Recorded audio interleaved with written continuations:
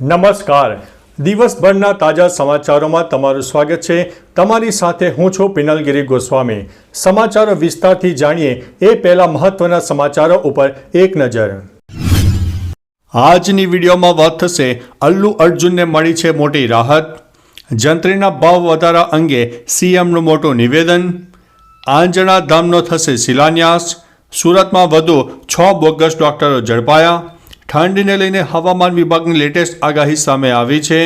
વધુ એક નકલી પોલીસ કપલ પાસેથી પડાવતો હતો પૈસા. PMJAY કાર્ડનો લાભ લેનારા માટે મોટા સમાચાર સામે આવ્યા. આરોપીના ઘટાતા જાહેર સર્કસ અટકાવવા માટે હાઈકોર્ટમાં થશે અપીલ. કરમસદના નાગરિકો અત્યારે નારાજ જોવા મળી રહ્યા છે. ચીનના દાવા સામે ભારતનો મોટો વિરોધ વ્યક્ત કરવામાં આવ્યો છે. હિના ખાન લાંબા સમય બાદ સ્ક્રીન ઉપર દેખાશે. અને અંતે વાત થશે એક દિવસમાં કેટલા ગૂગલ સર્ચ થાય છે. હવે મિત્રો સમાચારો વિસ્તારથી. ગૂગલ દુનિયાના સૌથી વધુ વપરાતા સર્ચ એન્જિન તરીકે લોકોના દરરોજના જીવનનો અગત્યનો ભાગ બની ગયું છે. તમે પણ આ વાત ગૂગલ ખોલીને સર્ચ કરતા હશો. ત્યારે શું તમને ખબર છે કે દરરોજ ગૂગલ પર આશરે 8.5 અબજ સર્ચ થાય છે, એટલે કે પ્રતિ સેકન્ડ અંદાજિત 99,000 સર્ચ થાય છે. આ આંકડો ગૂગલની લોકપ્રિયતા અને વિશ્વભરમાં તેના વ્યાપક ઉપયોગને દર્શાવી રહ્યો છે. મિત્રો, અન્ય મહત્વના સમાચારની વાત કરીએ તો હિના ખાન લાંબા સમય બાદ સ્ક્રીન ઉપર દેખાશે. જાણીતી ટીવી અભિનેત્રી હિના ખાન સ્ટેજ 3ના કેન્સર સામે ઝઝૂમી રહી છે. તેની સારવાર પણ ચાલી રહી છે. આ દરમિયાન લાંબા સમય બાદ સ્ક્રીન ઉપર પરત ફરવા માટે તૈયાર છે. તેણે તેના નવા શોની જાહેરાત કરી છે, જે જાન્યુઆરીમાં જ સ્ક્રીન ઉપર આવશે. તેના નવા થ્રિલર શો ગૃહલક્ષ્મીનું ટીઝર પણ સામે આવ્યું છે, જેમાં હિના ખાનનો પહેલાં ક્યારેય ન જોયો હોય એવો અવતાર સામે આવ્યો છે. મિત્રો, અન્ય મહત્વના સમાચારની વાત કરીએ તો ચીનના દાવા સામે ભારતનો વિરોધ. લદ્દાખના કેટલાક વિસ્તારો પોતાને ગણાવતા ચીનના દાવાનો ભારતે વિરોધ વ્યક્ત કર્યો છે. વિદેશ મંત્રાલયે કહ્યું છે કે ચીન તેના હોટન પ્રાંતમાં 2 નવી કાઉન્ટીઓ એટલે કે જિલ્લા બનાવવાનો પ્રયાસ કરી રહ્યું છે, જેનો કેટલોક ભાગ લદ્દાખમાં પડે છે. લદ્દાખ પર ચીનના ગેરકાયદેસર કબજાને ભારતે ક્યારેય સ્વીકાર્યો નથી. આ વિસ્તાર પર ચીનના ગેરકાયદેસર કબજાને માન્યતા આપવામાં આવશે નહીં. અમે રાજદ્વારી માધ્યમો દ્વારા આ અંગે ફરિયાદ પણ કરી છે. મિત્રો, અન્ય મહત્વના સમાચારની વાત કરીએ તો કરમસદના નાગરિકો નારાજ. સરકારે ગુજરાતમાં 9 નવી મહાનગરપાલિકા જાહેર કરી છે, જેમાં આણંદને પણ મહાનગરપાલિકા જાહેર કરાઈ છે, જેમાં કરમસદ શહેરને સામેલ કરાયું છે, જેનાથી ત્યાંના લોકો નારાજ છે. 2016થી કરમસદને વિશેષ ગામના દરજ્જા માટે લડત ચાલી રહી હતી. કરમસદના નાગરિકોનો આક્ષેપ છે કે સરકારે વિશેષ ગામનો દરજ્જો આપવાને બદલે સરદાર પટેલના ગામનું નામ જ ભૂંસી નાખવાનો પ્રયાસ કર્યો છે. મિત્રો, અન્ય મહત્વના સમાચારની વાત કરીએ તો આરોપીના ઘટાતા જાહેર સરઘસ અટકાવવા માટે હાઈકોર્ટમાં થશે અપીલ. રાજ્યમાં પોલીસે હાલમાં ઘણા આરોપીઓનો જાહેરમાં સરઘસ કાઢ્યું હતું. આને લઈને ગુજરાત હાઈકોર્ટમાં પીલ દાખલ થઈ શકે છે. આ પીલ સુરતના એક વકીલ કરી શકે છે. હર્ષ સંઘવી માનવ અધિકાર આયોગ પોલીસ વડા DGPને અરજી કરીને આને રોકવા જણાવ્યું છે. આરોપી સામે આરોપ જ્યાં સુધી અદાલતમાં સાબિત ન થાય ત્યાં સુધી તે આરોપી નિર્દોષ હોય છે. મિત્રો, અન્ય મહત્વના સમાચારની વાત કરીએ તો PMJAY કાર્ડનો લાભ લેનારા માટે મોટા સમાચાર સામે આવ્યા છે. PMJAY કાર્ડ યોજનાનો લાભ આપવા માટે સરકાર હવે હેલ્પલાઇન નંબર જાહેર કરશે. આરોગ્ય મંત્રી ઋષિકેશ પટેલે આ માહિતી જણાવી છે.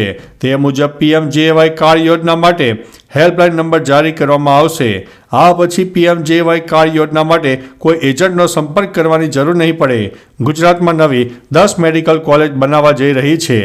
MBBSમાં બેઠકો 2650થી વધીને 3600 કરવાની પણ તૈયારી થઈ રહી છે. મિત્રો, અન્ય મહત્વના સમાચારની વાત કરીએ તો વધુ એક નકલી પોલીસ કપલ પાસેથી પૈસા પડાવ્યા. રાજકોટમાંથી વધુ એક નકલી પોલીસ પકડાયા છે, જેણે ક્રાઇમ બ્રાન્ચમાં કામ કરતા હોવાની ખોટી ઓળખ આપીને કપલને રોક્યું હતું. ઉપરાંત કપલ પાસેથી 31,000 રૂપિયા પડાવ્યાની ઘટના સામે આવી છે. ફરિયાદના આધારે હવે અસલી પોલીસે નકલી પોલીસ બનીને ફરતા મિહિર કુગાસિયાની ધરપકડ કરી છે, જેણે એ ડિવિઝન વિસ્તારમાં એક હોટલમાં રોકાયેલા કપલને રોકીને કાર્યવાહીની ધમકી આપી હતી. મિત્રો, અન્ય મહત્વના સમાચારની વાત કરીએ તો ઠંડીને લઈને હવામાન વિભાગની લેટેસ્ટ આગાહી સામે આવી છે. ગુજરાતમાં નવી આગાહી મુજબ આગામી 3 દિવસ ઠંડીમાં ઘટાડો થશે. આ 3 દિવસ બાદ રાજ્યમાં ઠંડીનું પ્રમાણ વધશે. વેસ્ટર્ન ડિસ્ટર્બન્સના કારણે તાપમાનમાં ઘટાડો થઈ શકે છે. ઠંડીથી બચવા સવારે અને સાંજે ગરમ કપડાં પહેરી રાખજો. હુંફાળું પાણી પીઓ, ઠંડી વસ્તુ ખાવાનું ટાળો અને સૂર્યપ્રકાશ લેતા રહો. મિત્રો, અન્ય મહત્વના સમાચારની વાત કરીએ તો સુરતમાં વધુ 6 બોગસ ડોક્ટરો ઝડપાયા છે.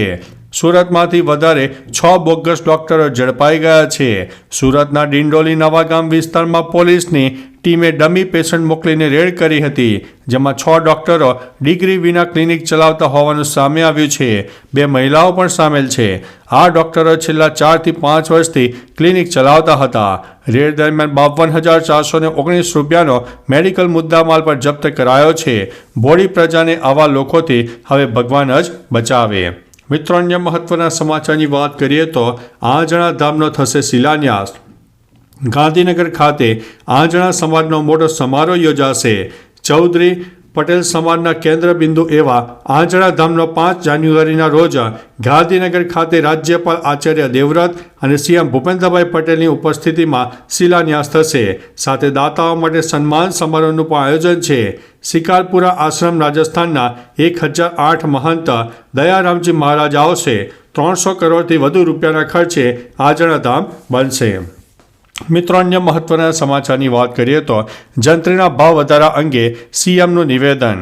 જંત્રીના ભાવ વધારા અંગે સીએમ ભૂપેન્દ્રભાઈ પટેલે અમદાવાદના એક કાર્યક્રમમાં જણાવ્યું છે કે બધાના મગજમાં જંત્રી ચાલતી હોય છે. કોઈ ચિંતા ના કરશો, અમારે સૌનો સાથ લેવો છે. તમે રજૂઆત કરજો, જે સારો રસ્તો હશે એ અપનાવીને આપણે આગળ વધીશું. જંત્રી મુદ્દે તમારા સૂચનો આપવા જણાવ્યું છે. 19મા પ્રોપર્ટી શોના ઉદ્ઘાટન સમયે સીએમએ આ વાત જણાવી હતી. અલ્લુ અર્જુનને લઈને મોટા સમાચાર સામે આવ્યા છે. પુષ્પા 2ની સ્ક્રીનિંગ દરમિયાન સંધ્યા થિયેટરમાં નાસભાગના મામલામાં અલ્લુ અર્જુનને મોટી રાહત મળી છે. નામપલ્લી કોર્ટે અલ્લુ અર્જુનના નિયમિત જામીન મંજૂર કર્યા છે.